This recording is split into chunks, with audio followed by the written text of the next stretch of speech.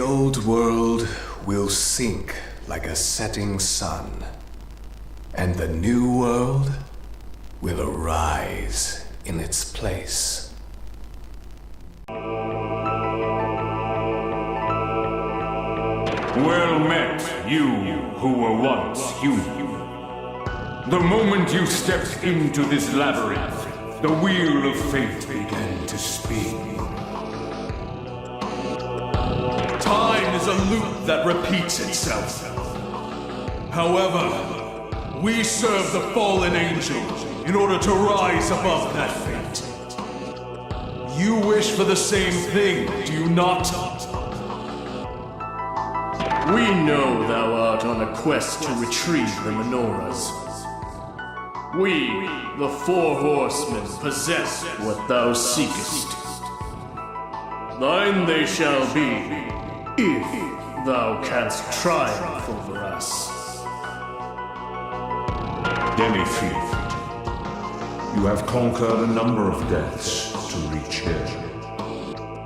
Whether it be you or one of us, it is our master's wish that one fiend survive this battle over the menorahs. And when his wish comes true, he shall make the decision to lead his army to the final battle.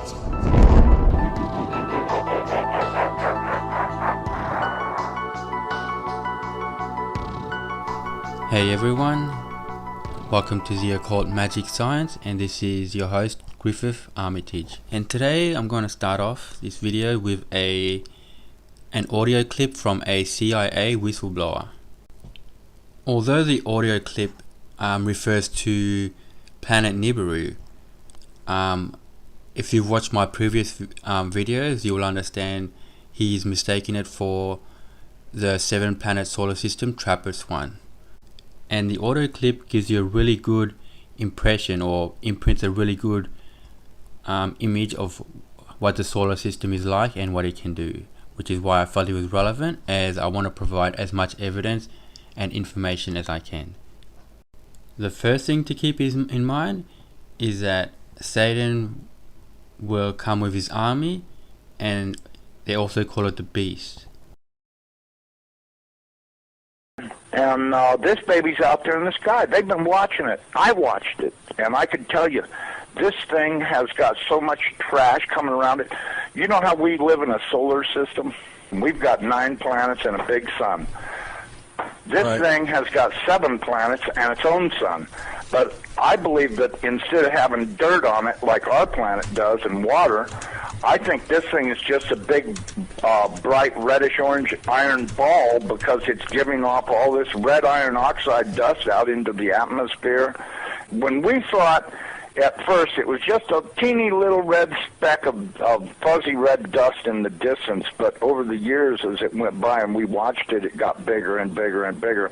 And then finally, about 2008, we could see this thing like it was across the street, and we could see that it was a blazing hot ball of fire giving out sparkles of red iron oxide dust for thousands of miles in every direction. And you could see the planet circulating it. Now, I'll tell you one thing that I really am nervous about. I think this thing's got a planet like ours circling it. This is its own solar system. We're about to have a solar system come through the middle of our solar system. This can't be good. But unfortunately, it looks as though that's what's going to happen. Hopefully nothing in this mess will hit us, even though it does say it will in the Bible, at least as it does in my Bible. It says we can expect all kinds of problems. We were looking at asteroids. Right close to this thing, there's asteroids that are floating around right near that are orbiting the main sun itself. These things appear to be about 500 miles across. And as you go back into the tail, you get into meteorites that go back for millions of miles in the tail. This thing looks like a giant red teardrop-shaped dust cloud. And you can see, once if you're able to see it up close like we did, you can see every speck out there. I guarantee you there's trillions of meteorites following this thing. So is it a planet or a failed star? It's not a failed star. I saw this thing up close. It did not look like a failed star. It looked just like our sun. Right. Okay? Would you call our sun a failed star? No. Okay, well, you had said planet. I wasn't sure if it was like a failed star brown dwarf or a full sun. So it's a full sun? It looks to me like a miniature sun, just like the one we have. The only difference is our sun is giving off flames and stuff, and this one's doing the same thing as it, but it's giving off this red iron oxide cloud of dust around it. And until it got close, we couldn't even tell what was in there. We could see it was hot, and it looked like it was just a dull red when we were first able to discern it through the red cloud. But as it approached, it started to become more apparent that this thing is just orange hot. I mean, to tell how hot it is, I was told that they estimated between 5 and 10 million degrees, but, I don't really know, if that's right or not. I mean, it's got to be pretty hot because it's sending all of this red iron oxide dust out into space around it. Right. And it's got this enormous, and I mean enormous, at least 50 or 100,000 miles on each side of it, this red dust cloud that goes all the way around it. I know when we were watching it, as it started to make the upward swing to approach behind our sun, it was amazing. The red dust cloud settled down. Instead of being round, it started to settle down into a V, like wings, upside-down wings. Right. And I thought, boy, I wonder if that's where the ancient Sumerians got the idea this thing had wings, because, centrifugal force is a funny thing. When it comes back up around the planet, when we see it in the sky, my guess is it's going to look like it's got wings, because centrifugal force is going to be pulling the red iron oxide dust and particles out to one side. With this video, I'm going to do things a little different. Last time I decoded the stories and showed live footage, and also ran it across, referenced it with ancient artifacts. This time I'm going to decode the stories, and I'm going to show you the witchcraft that goes along with these stories, the spells, the illusions. As always, you have to look for the numerology that is encoded in these images before you figure out what he's talking about, as well as what role each specific character is playing. And in this case, Moses is playing the role of the red sun. And this is a picture of Moses, who also happens to play the role of the red sun. And there's cues such as he was on Mount Sinai for 40 days. And when you take a look at this image from page 42 of Hurlbut's Life of Christ for Young, we have the menorah from the tabernacle, which is from the story of the Exodus. And as usual, you have to count. So if you count the points of the actual candle, there's 26 points, and on the top of the menorah there are 7 points. So 26 plus 7 equals 33. So it is talking about the 33 powers. And if you dig through other images of the menorah, you will also find one where there is 21 points and the same 7 points above, which is 28 powers, putting out Earth at 29 powers. And to the left of the image we have at the bottom left we have the Sistine Chapel, which is number coded, and I will fully decode that later on in a single shorter video. But what I mainly want to cover is the law, which is the law of the wheel above and below, and the number substitution cipher: A equals 1, B equals 2, C equals 3. In this case we have law L equals 12 zodiacs, A equals 1, the alpha and the omega, the beginning and the end, and W equals 23, the tree of life. And within during the 33 powers, all constellations and elements are bound together. They become one. And that is the reason why Moses is brought across the Supreme Court of the United States, as he is considered a lawgiver. And once you understand the numerology and the meaning behind the law of our will above and below, and that Moses also plays the red sun, the beginning and the end, then you'll understand why he has such a high representation within the court of law. That is a true law that governs our universe. The court of law is a heavy form of control itself, regulating humanity, although it does have its benefits in behavioral standards, as without law things would just be completely out of control. Now I'm going to show you a passage from the Srimad Bhagavad Gita. I'll probably pronounce that fucking way off, but fuck me, who cares?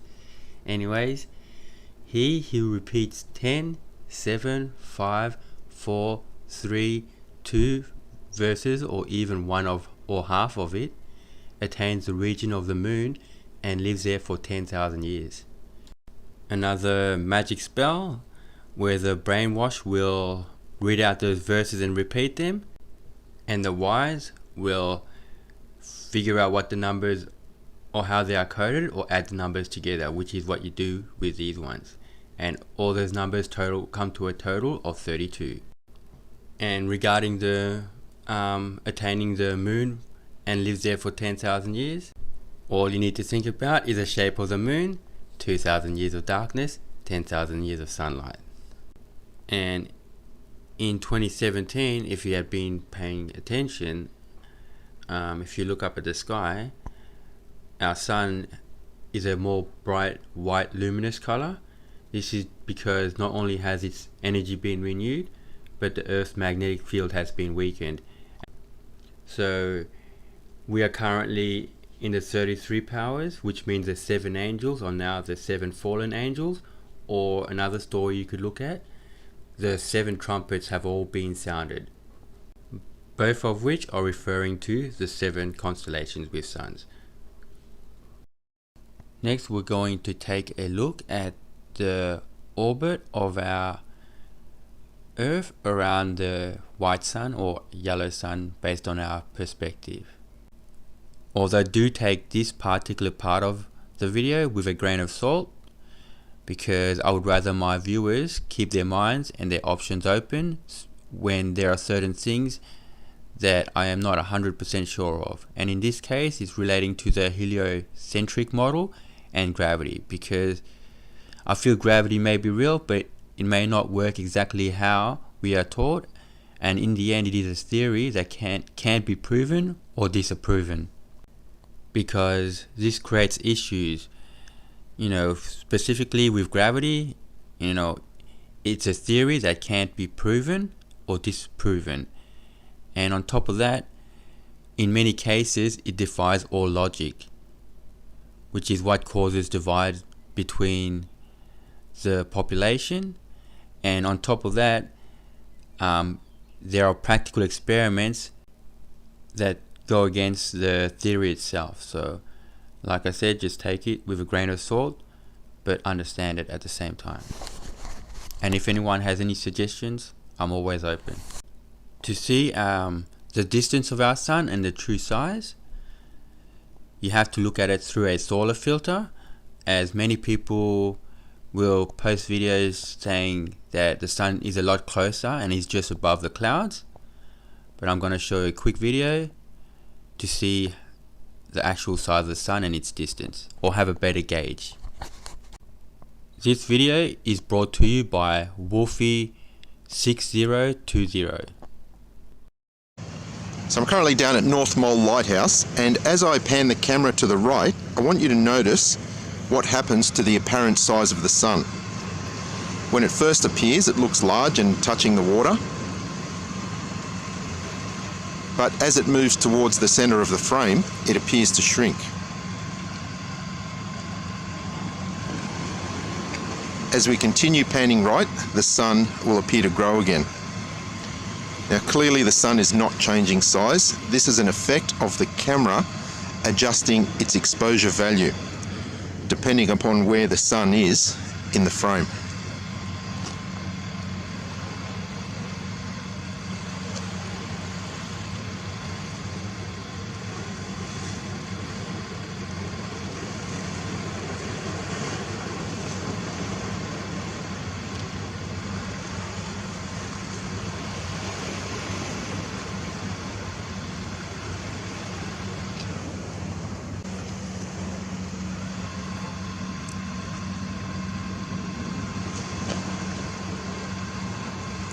And if we pop a solar filter on the front of the camera, you will see the true size of the sun.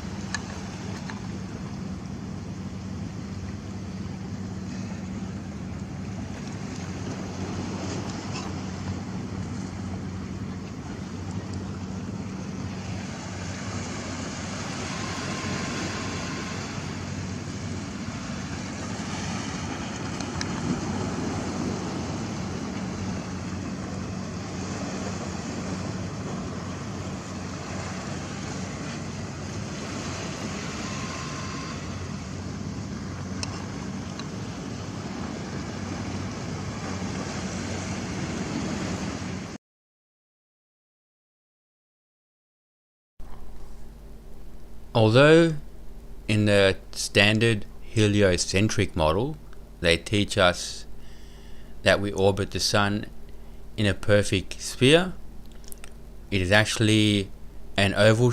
Orbit is actually oval shaped. The hidden egg knowledge. So all you have to do is look at the yolk of an egg and picture our Earth orbiting around the outside of the egg. And the 8 suns, or during the 800 years, the 7 suns will affect the axis tilt depending on the location. During winter, it will tilt 23.4 degrees to the left. During spring, it will tilt back to the center, 23.45. During summer, it will tilt to its right, 23.5.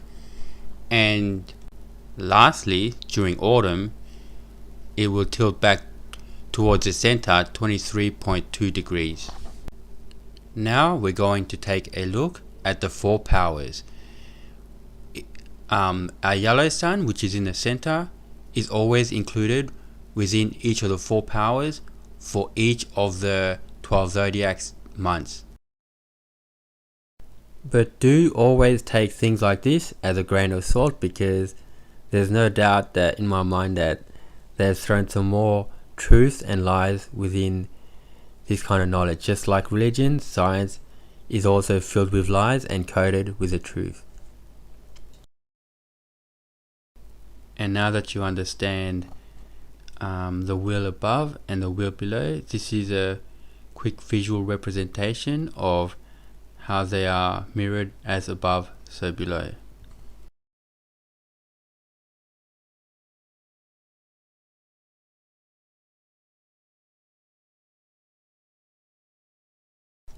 In regards to whether water can stick to a spinning ball, less dense matter moves to the axis, while more dense matter moves to the outside.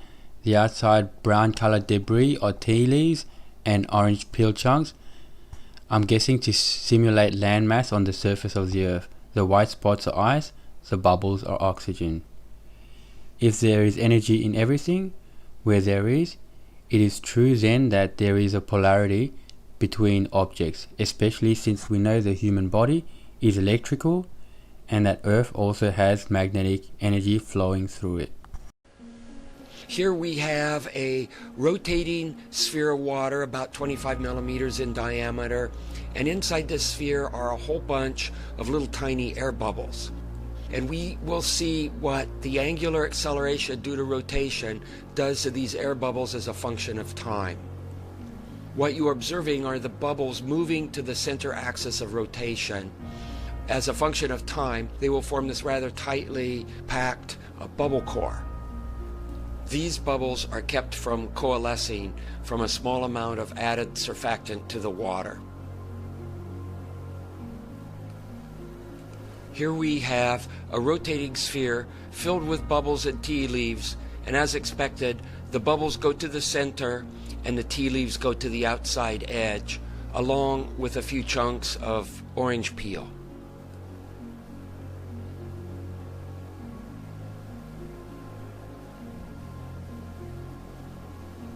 Here we have a rotating sphere with bubbles and chunks from breaking up a small vitamin tablet. and the bubbles go to the center core, but the vitamin chunks seem to stay in their location dispersed through the sphere, and from this we deduced that the vitamin chunks have a density near that of water.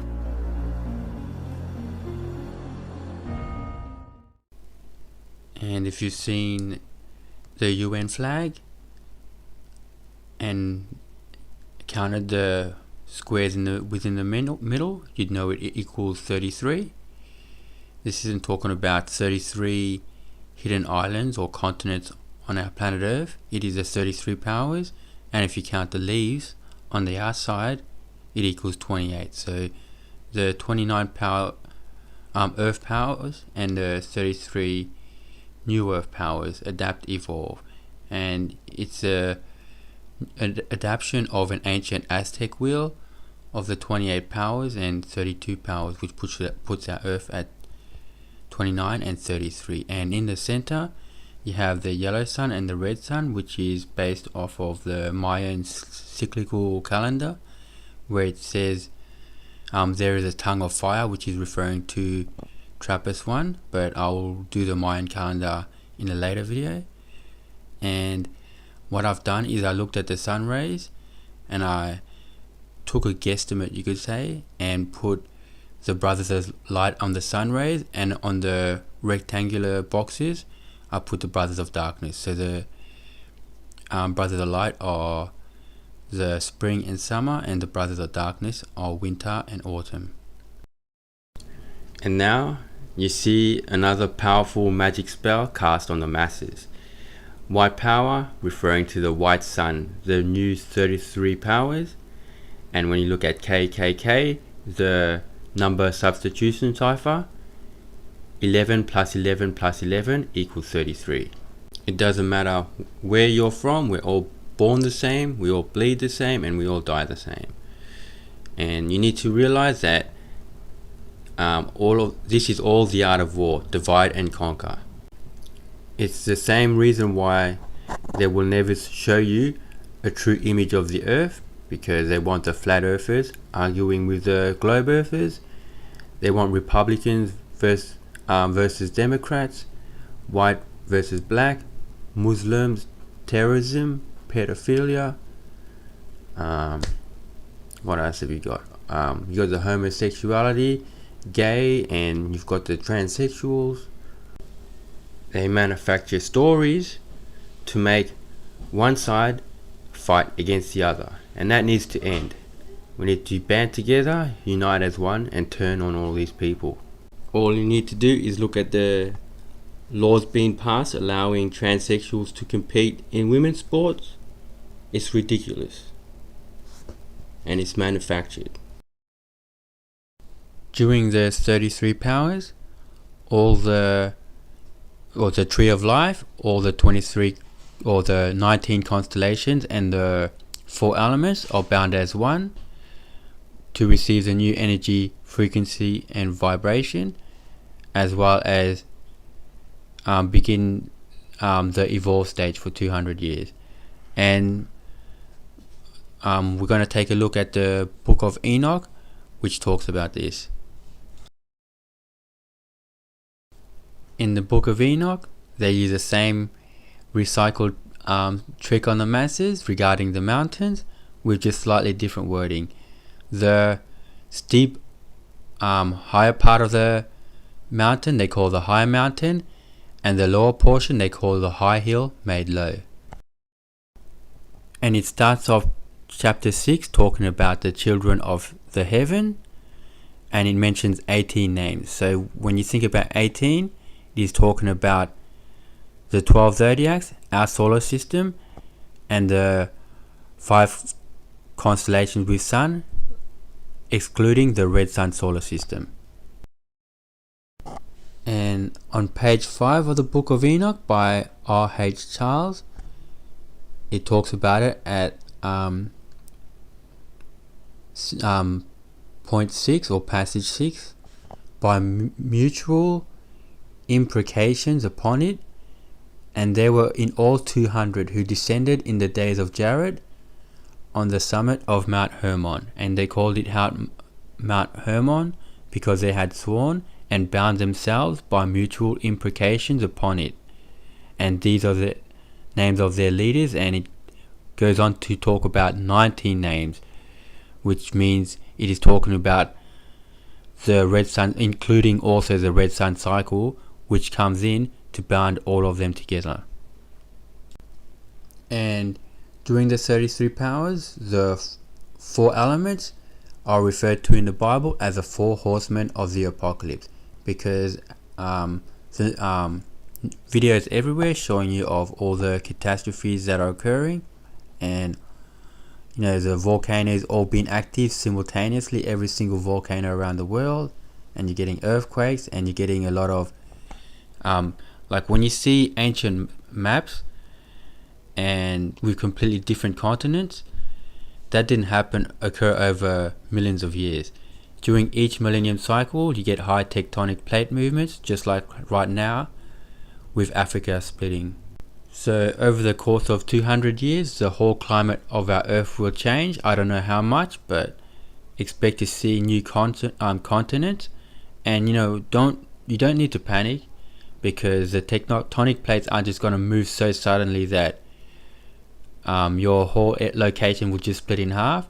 All you have to do is stay calm and understand that you have various types of earthquakes. So if you get a kind of earthquake that is near your location and it travels across the fault lines being where the tectonic plates are connected. So if you see earthquake travel along that fault line, then bear in mind that there's a possibility that it might be splitting, but most likely or so far it's only Africa, so I'm not sure what else is going to split. Within the Bible, the book of Revelations, it talks about Revelation 16:1-21. There's a passage about the seven angels, or the seven trumpets, which talks about the Red Sea. The second angel poured out his bowl into the sea, and it became like the blood of a corpse, and every living thing died that was in the sea. Red tides occur when a population of algae increases quickly in the ocean waters. Same algae can secrete toxins that poison animals. These images are taken from Russia and Africa. I'm not 100% sure if this was due to algae, but I just wanted to give you a good example of one that occurred recently. And what you must understand is the Bible is not a prophecy book. It is the script of the elite, and they are using it to fuck with people's heads. And the more you learn about nature and how to see through their magic spells, the easier it is to understand what they are talking about and how everything connects. And in this particular passage, the way everything connects, due to the ingredients of the 8 suns awakening all the volcanoes around the world, the warming of the waters favors growth of types of toxic algae, and more heavy precipitation washes additional nutrients into the waters, leading to blood lake oceans, rivers and lakes. And once you think about the 7 fallen angels and the 4 horsemen of the apocalypse, you understand how they are having a battle with Jesus, the sun's energy, to create for the new kingdom. Another magic spell where they brainwash the masses with the truth and divide one side and another. And this is regarding Muhammad, the prophet from the Quran or the Muslim religion, and his favorite little wife Aisha. And the 4 numbers you'll see associated with her are 3, 6, 9, 12. So as always, you use a star map to decode these stories, and he was talking about this. You got to think about the 3, 6, 9, 12, which in this story is talking about the 4 seasons, the 12 zodiacs, and Muhammad married her at the age of 6, which is in regards to summer, and then they consummated their marriage while she was 9 years old, which is talking about autumn. He deflowered her. And the divide in this is that one side thinks that the Muslims support pedophilia, and the other side, the Muslims, they have to try to defend it because that is their prophet and that is a part of their belief system. And this creates a major divide once again, and both sides lack the understanding, which causes this division. Here's another spell that has been making the rounds with many religious people regarding the mark of the beast. He also forced everyone, small and great, rich and poor, free and slave, to receive a mark on his right hand or on his forehead, so that no one could buy or sell unless he had the mark, which is the name of the beast or the number of his name. So the trick here is buy or sell. You have to look at these two words as a single unit, which equals to trade or exchange. That is a spell within this particular passage, and it is talking about the 7 constellations with suns, who are the only ones who will be marked and able to change and exchange, trade and exchange energies with each other. And the clue to this is it is referring to name of the beast or number of his name, which is 666. 6 protons, 6 neutrons, 6 electrons. And now that all of these, the 8 suns of the 7 constellations have new energy, everybody on our planet is also marked, as we are also receiving the new energy through the Earth's magnetic field, and we will be adapting to our new environment. Although they try to push the narrative that we evolved over millions of years, it's actually thousands of years, and it all depends on what happens in the world above and world below, which affects how we evolve, as well as the 7 generations, which I will probably cover in my next video. Once again, we're going to use the number substitution cipher to decode 2 well-known energy drinks, starting with V, and the letter V equals 22. And when you have a look at the image itself, there is a red circle orbiting the V, so the 22 and the 23rd constellation during the millennium cycle. So that equals the 23, the tree of life. And next, many people have already seen the Jewish number letter used on the mother symbol, which equals 666, 6 protons, 6 neutrons, 6 electrons, which equals carbon, aka energy, the building block for practically everything within our universe. I'm going to take the next video over to Hank Green, who talks about the 666, as well as the Lewis dot model based on Gilbert and Lewis, who was a Nobel Prize winner in regards to this subject, and he allegedly died from drinking cyanide or a heart attack, which was never looked into.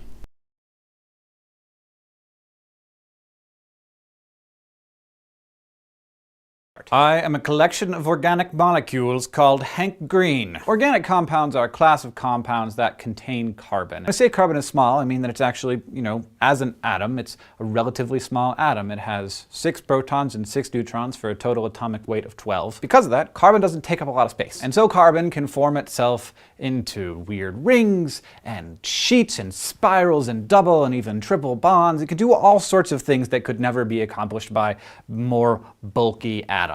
It's basically, your atomic equivalent of an Olympic gymnast. It can only do all of those wonderful, beautiful, elegant things because it's kind of tiny. I also said that carbon is kind. And that's an interesting sort of thing to say about an atom. It's not like some other elements that are just desperately trying to do anything they can to fill up their electron orbitals. No, carbon knows what it's like to be alone, and so it's not all, please, I'll do anything for your electrons, needy, like fluorine or chlorine or sodium is. Elements like chlorine, if you breathe them in, they like literally tear up your insides. And sodium is insane. If you like put it in water, it explodes. Carbon though, meh.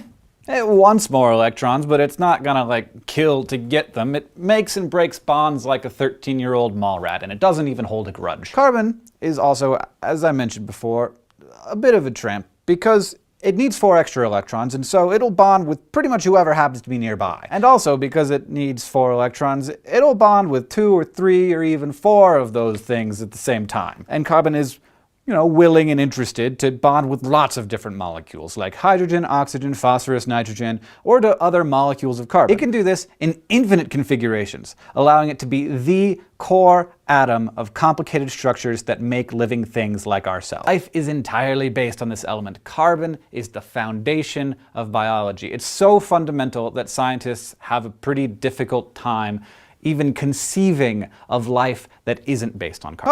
Carbon, on its own, is an atom with 6 protons, 6 neutrons, and 6 electrons. Atoms have electron shells, and they need to have these shells filled in order to be happy, fulfilled atoms. So carbon has 6 total electrons, 2 for the first shell, so it's totally happy, and 4 of the 8 it needs to fill the second shell. Carbon forms a type of bond that we call covalent. This is when atoms actually are sharing electrons with each other. So in the case of methane, which is pretty much the simplest carbon compound ever, carbon is sharing its 4 electrons in its outer electron shell with 4 atoms of hydrogen. Hydrogen atoms only have 1 electron, so they want their first s orbital filled. Carbon shares its 4 electrons with those 4 hydrogens, and those 4 hydrogens each share 1 electron with carbon. So everybody's happy. In chemistry and biology, this is often represented by what we call Lewis-dot structures. These structures basically show how atoms bond together to make up molecules. And one of the rules of thumb when making these diagrams is that the elements that we're working with here react with one another in such a way that each atom ends up with 8 electrons in its outermost shell. That is called the octet rule, because atoms want to complete their octets of electrons to be happy and satisfied. Oxygen has 6 electrons in its octet and needs 2, which is why we get H2O. It can also bond with carbon, which needs 4, so you get 2 double bonds to 2 different oxygen atoms and you end up with CO2. That pesky global warming gas, and also the stuff that makes all life on Earth possible. Nitrogen has 5 electrons in its outer shell. Here's how we count them. There are 4 placeholders. Each of them wants 2 atoms, and like people getting on a bus, they prefer to start out not sitting next to each other. I'm not kidding about this. They really don't double up until they have to. So for maximum happiness, nitrogen bonds with 3 hydrogens forming ammonia, or with 2 hydrogens sticking off another group of atoms, which we call an amino group. And if that amino group is bonded to a carbon that is bonded to a carboxylic acid group, then you have an amino acid. You've heard of those, right? Sometimes electrons are shared equally within a covalent bond, like with O2. That's called a nonpolar covalent bond. But often, one of the participants is more greedy. In water, for example, the oxygen molecule sucks the electrons in and they spend more time with the oxygen than with the hydrogens. This creates a slight positive charge around the hydrogens and a slight negative charge around the oxygen. When something has a charge, we say that it's polar. It has a positive and negative pole, and so it's a polar covalent bond. Now let's talk for a moment about a completely different type of bond, which is an ionic bond. And that's when, instead of sharing electrons, atoms just completely, wholeheartedly donate or accept an electron from another atom and then live happily as a charged atom. And there actually is no such thing as a charged atom. If an atom has a charge, it's an ion. Atoms in general prefer to be neutral, but compared with having a full octet, it's not that big of a deal. Just like we often choose between being emotionally balanced and sexually satisfied, atoms will sometimes make sacrifices for that octet. The most common ionic compound in our daily lives is salt.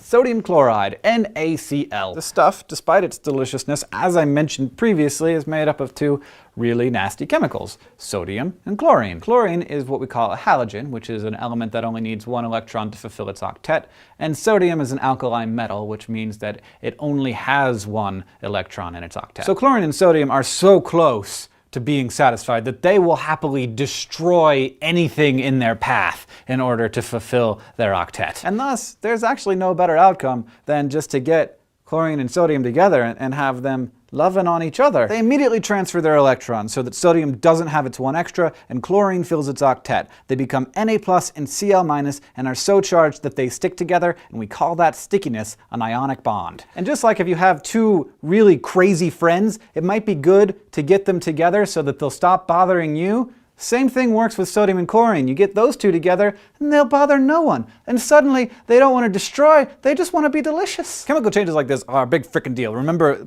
chlorine and sodium just a second ago were definitely killing you, and now they're tasty. Now we're coming to the last bond that we're going to discuss in our intro to chemistry here, and that's the hydrogen bond. Imagine that you remember water. I hope that you didn't forget water. Since water is stuck together in a polar covalent bond, the hydrogen bit is positively charged and the oxygen bit is negatively charged. So when water molecules are moving around, we generally think of them as a perfect fluid, but they actually stick together a little bit. Hydrogen side to oxygen side. You can actually see this with your eyes. If you fill up a glass of water too full, it will bubble at the top. The water will stick together at the top. These relatively weak hydrogen bonds happen in all sorts of chemical compounds. They don't just happen in water, and they actually play an extremely important role in proteins, which are the chemicals that pretty much make up our entire bodies. A final thing to note here is that bonds, even covalent bonds, ionic bonds, even with their own class, are often much different strengths, and we tend to just write them with a little line. But that line can represent a very, very strong covalent bond or a relatively weak covalent bond. Sometimes ionic bonds are stronger than covalent bonds, though that's generally not the case, and the strength of covalent bonds varies wildly. How these bonds are made and broken is intensely important to life and to our lives. Making and breaking bonds is, in fact, the key to life itself, and also the key to death. For example, if you were to ingest some sodium metal. Keep this in mind as we move forward through biology. Even the sexiest person you have ever met in your life is just a collection of organic compounds rambling around in a sack of water.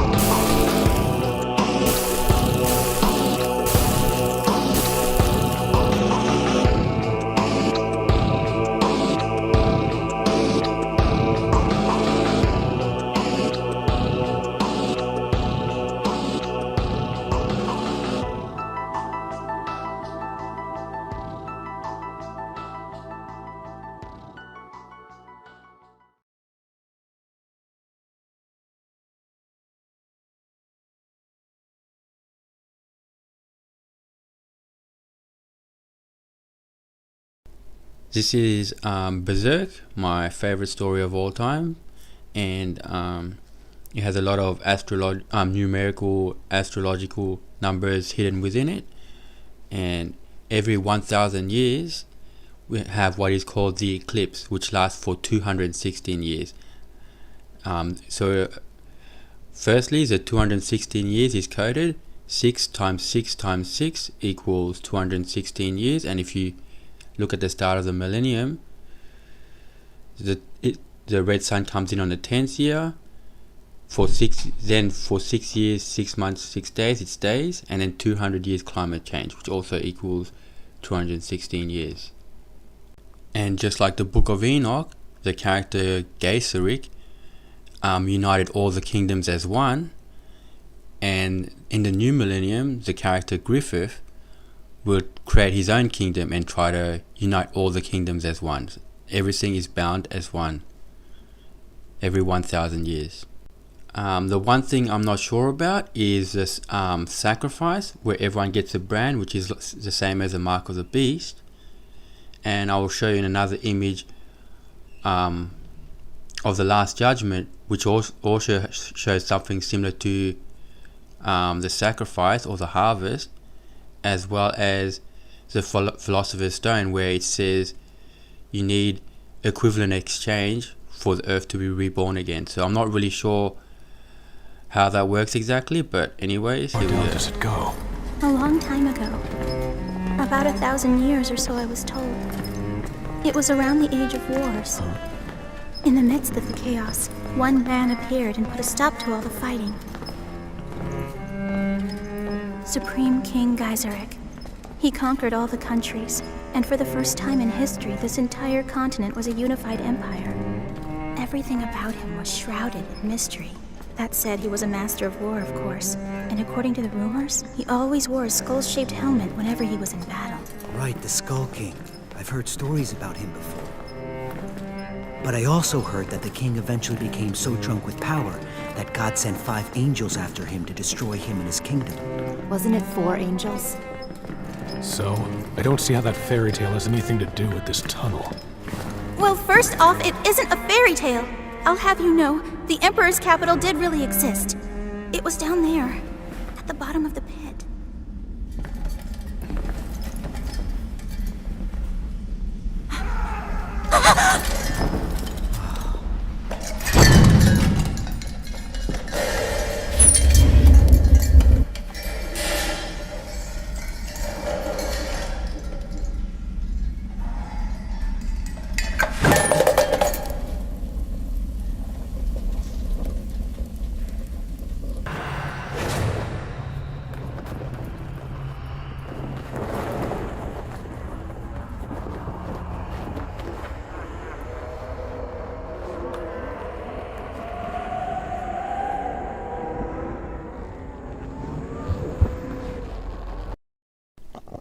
Now, Griffith sacrifices his whole army to become one of the God Hands. And I'm going to show you the God Hand knowledge.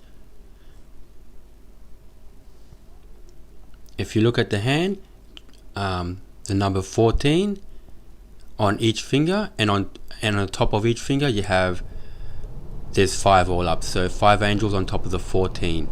So it's the same thing as the star map. The spine of the earth equals 14 during the millennium cycle, and then you have the 5 angels, which are Draco, Ursa Minor, Orion, Dog Star, and Canis Minor. Just like our world, the millennium cycle happened 1,000 years ago, and they pulled off a great reset. And I don't know how advanced technologically they were, but you know, things like Tartaria and other videos, even when I see videos from the 1800s, you know, there's a possibility that they've put filters over it, and a lot of the sky is always shrouded, like they've put some kind of foggy white filter over it so you can't see the skies to see all the skyscrapers and stuff. And later on in the series, there will be an egg of the new world, which will create Griffith's new kingdom, who plays the Millennium Falcon. So when you see this symbol where you have 2 snake-like figures orbiting a ball in the middle, they are the red sun solar system and our solar system, the white sun or yellow sun from our perspective, and our Earth in the middle. So it's talking about the 800 years adapt and 200 years evolve. Our universe and life itself, it can also be considered alchemy, and you will see a lot of books where they link astrology to alchemy. And it's because just like how we eat, we consume other life forms and we rebuild it into our body as energy and new cells, as well as to create new microorganisms and gut bacteria.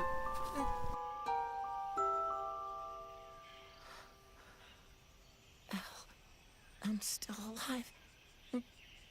I'm alive because I ate the ants.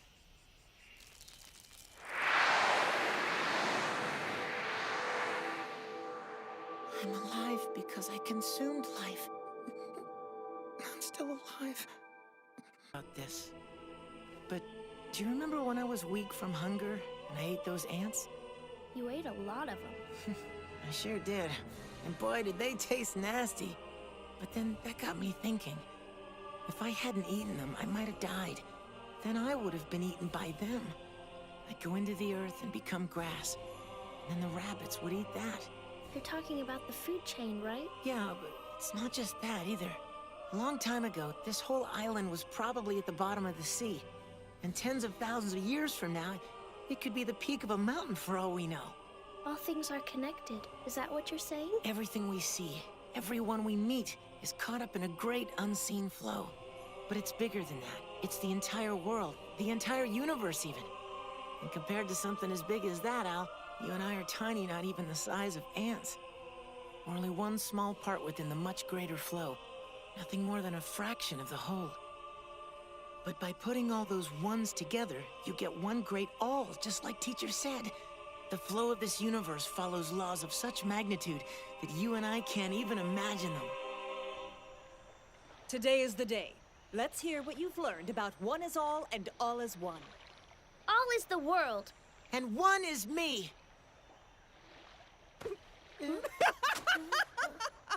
Very well. Now the real training starts. I'm pretty new to the alchemical side of things. However, I am reading the Tricks and other alchemical books, and in future videos I will go more in depth in the alchemy side of things. But with this image, it is called Vitriol, which talks about the Philosopher's Stone. And Vitriol stands for Visita Interiora Terrae Rectificando Inventis Occultum Lapidem, which means visit the interior of the earth, and by rectifying, purifying what you find there, you will discover the hidden stone, Philosopher's Stone. And once you decode the image, you figure out that it is talking about the 33 powers, and that after the 200 years of climate change, our earth becomes brand new again. It becomes perfection, the Philosopher's Stone. So we'll take a quick brief look at the image, and on the four corners you have the four elements, and then you have the 7 circles within the middle, which are the 7 constellations with suns, and then you have the 8 suns, and in the center you'll have the earth, and at the bottom you have corpus, a body or group of laws,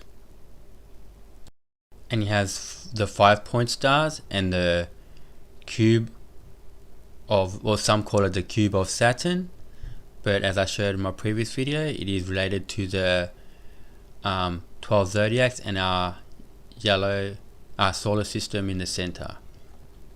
And on the 2 sides, on the you have the breath of life, which is anima, and spiritus, the breath of fire. So the breath of fire breaks down everything at its core, and then breath of life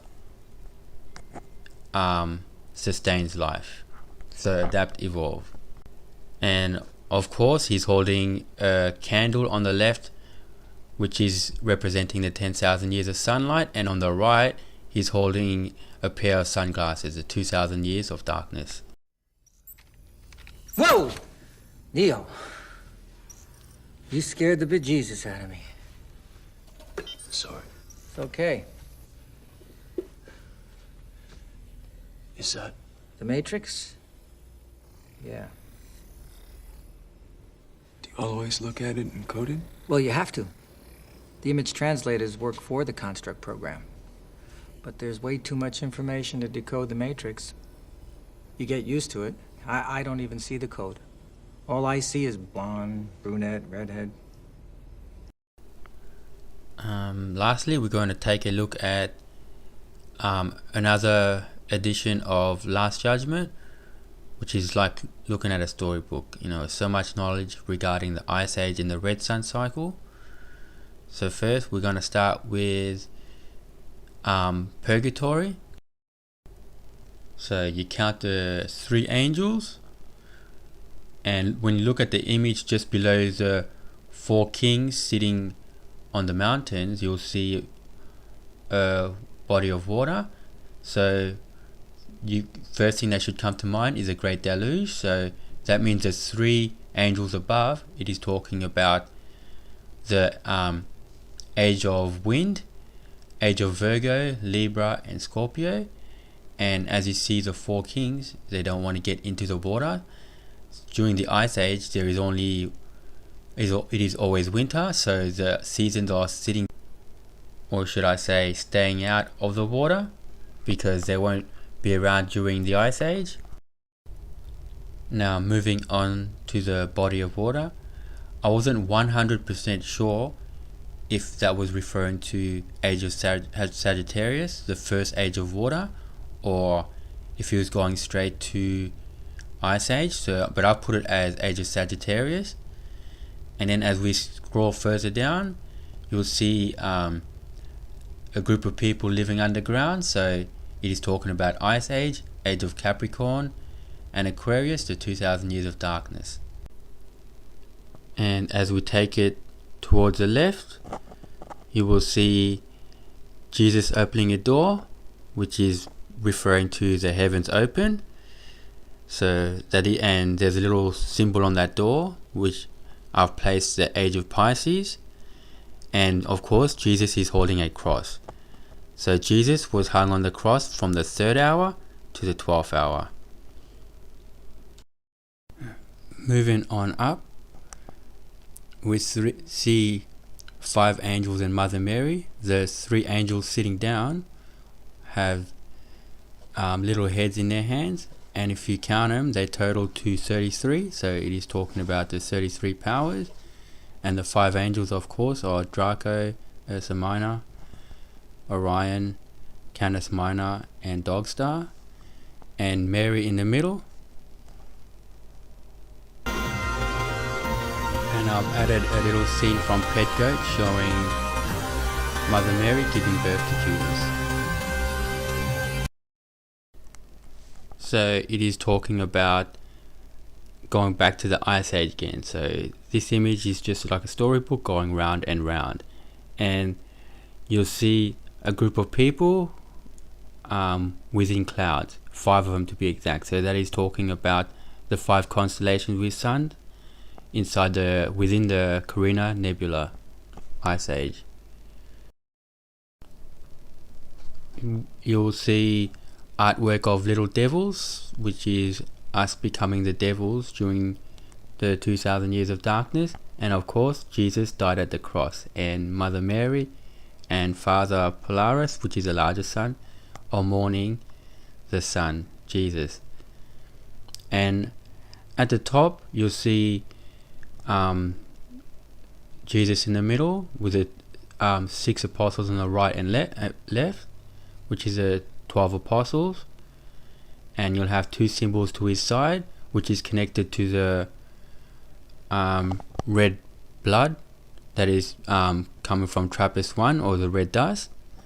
And those 2 symbols are signifying Cancer and Gemini, the 40 days. And of course, all up around Jesus, you have the 36 constellations, which is based on ancient star maps. You have to use old ones because the new ones have been bloated, making it much harder to decipher religious texts.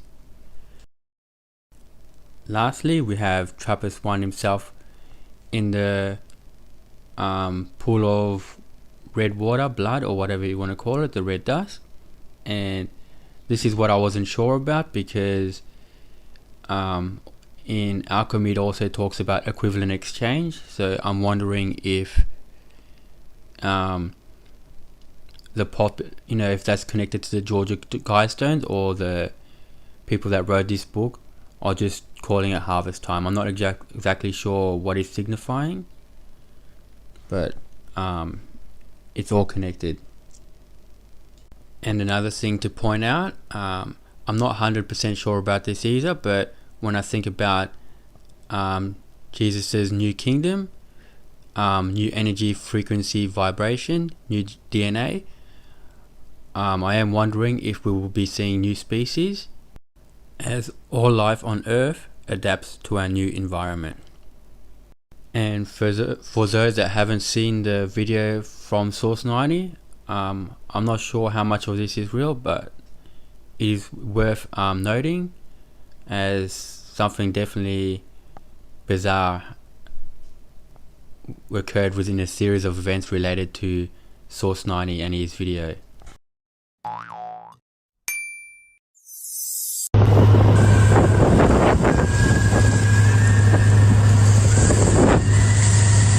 You hear them?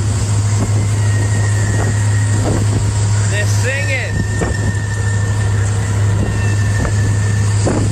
I fucking love my job, I swear. Mr. Krabs? Huh, Mr. Krabs? Tell him, Mr. Krabs. Actually, you know what, homie? I'm gonna throw you back in your ocean. Because we're not catching you. Be free. Be free, homie.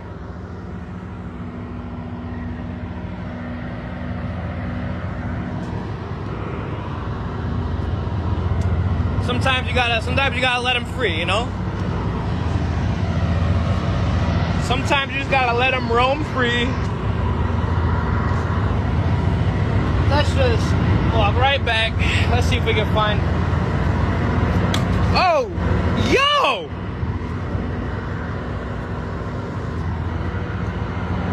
Oh, hell no! Wait, no! No fucking way! Wait, I just threw this overboard. Y'all saw me throw it overboard. This, are you fucking kidding me? That did not just... Us 90, and we just out here. We're chilling. We're out here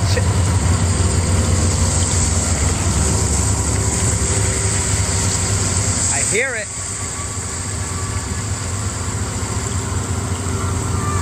I hear him.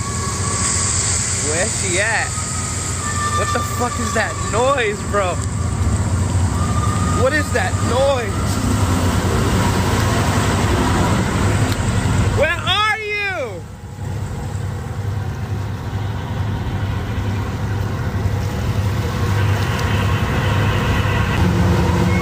This is crazy. I heard it. I heard it. I hear it.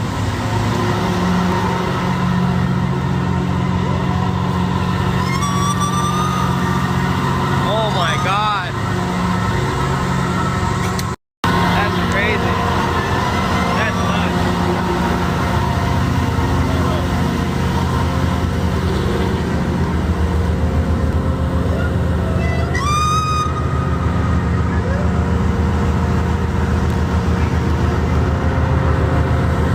That's crazy. Sauce 90, you know what it is, man. Just finished another fishing trip. Whole fishing trip, heard no noises whatsoever until we got into unload. Peep this video, crazy.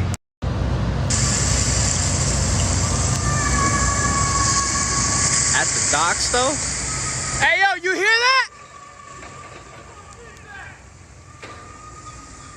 I know what the fuck that is.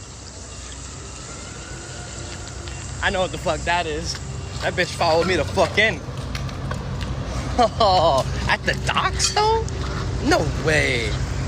No way.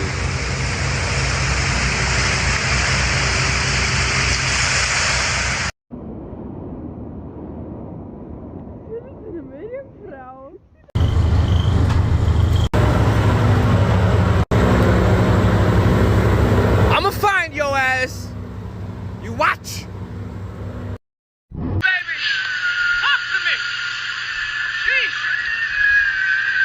To all 11,000 of you who were with me last night when this video was going live, I appreciate y'all. We witnessed something crazy.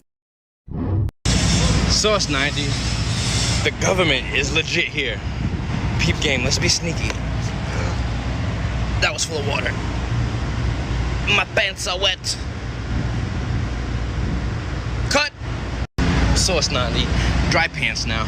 Let's check out these motherfuckers. You're gonna be out here doing testing. Testing what? What the fuck are you guys testing? That's what I wanna know.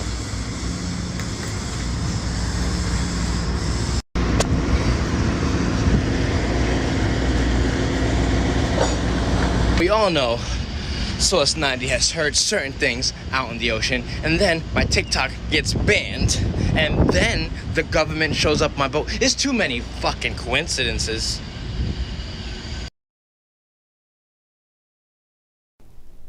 Lastly, we're going to take a look at some Illuminati hand signs. So we'll start off with M&M, and you just got to count the points. And the two eyes I forgot to mention is the Eye of Seth and Eye of Horus, or Eye of Ra and Eye of Horus. Left eye signifies the yellow sun, and the right eye signifies the red sun. And in this case, he has the red sun covered, as there is no red sun cycle during, or has no effect during the Ice Age. And he's doing a devil horn sign, which is really signifying Age of Capricorn, which is hell. Next, we have the power of two, duality, and there are two different powers of two. We have the red and red sun solar system and our solar system, which is a balance, positive and negative. And we also have the 2, which is a 40 days. Next, we have the double sets of 666, which is a 6 years, 6 months, 6 days, and the 6 protons, 6 neutrons, 6 electrons. The Freemasons symbol, G, which equals 7 in the substitution number cipher, relating to the 7 constellations with Sun. So the 33rd degree, 33 powers. And if you, as I was talking about regarding the left eye and right eye, if you know an old saying where it says left-handers, or left hand is a devil hand. So when you cover your left eye, it signifies the red sun cycle, and when you cover your right eye with your right hand, it signifies the yellow sun. And we have next the hidden hand, which is abyss, where the red sun solar system resides. And we have the triangle, which is the earth above, and the triangle below, earth below. To your right, if you do the 666 over the left eye, which is a yellow sun, it is 6 protons, 6 neutrons, 6 electrons. The yellow sun energy, 800 years of normal climate. And then the 666 on the right eye, the red sun, 6 protons, 6 neutrons, 6 electrons. New energy of the red sun, 200 years climate change. And then you have the 32 powers and the 28 powers, and on the bottom right, that is a 7. As within the center of the star, you have our solar system. In the year 2010, there was a mining incident where 33 miners were trapped underground, which is signifying the beginning of the red sun cycle.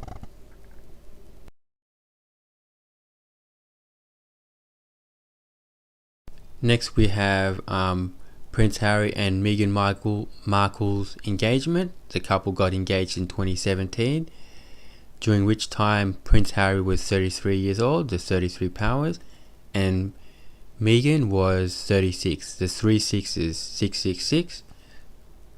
And throughout it, you'll see him dropping all kinds of hand symbols, from the hidden hand to the power of 2 to the power the power of 3, the Trinity, birth, death, repeat. And 2017, of course, is when the red sun heads back into the abyss and the 33 powers begins. And to cap off the video, we'll take a look at one more magic spell. And this one is related to the word freedom. The word free, the definition is not imprisoned or confined, not controlled by obligation or the will of another, not controlled by another country or political power. independent. Next we have Dom, a Middle English form of doom, a suffix and independent word meaning jurisdiction, or the Latin definition, which means dominate. So all the people out there doing rallies are chanting freedom. They are consenting to being free as well as dominated. The magic is in the writing, and once again we're out of time as I couldn't cover everything I wanted to. So I want to go into detail more about what each of the 4 powers are, and it's quite a difficult topic because the knowledge is so well hidden. I also want to talk about our air quality, which is why everything is happening right now, but I'm not sure if I can post on YouTube, but I'll give it a crack and see. But I reckon they'll delete it. We'll see what happens.